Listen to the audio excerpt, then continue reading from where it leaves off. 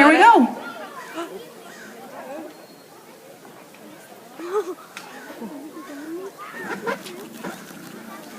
Wow!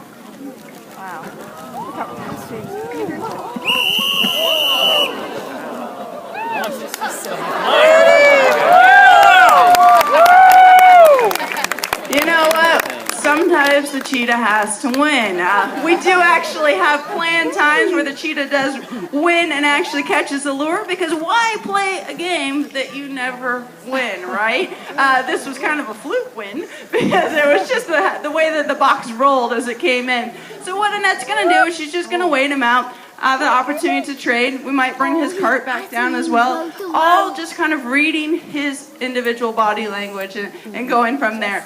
And so what will hear is a loud coach's whistle that's just telling him to leave the lure and come to the big bowl of reinforcement.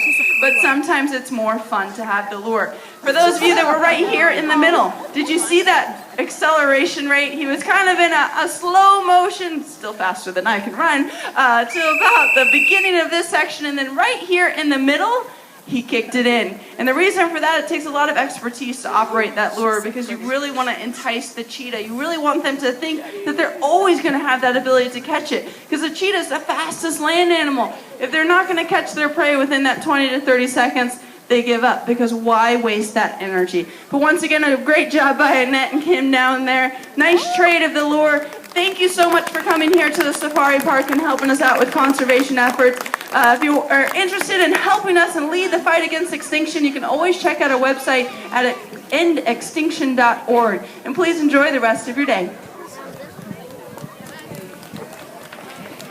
It's so pretty.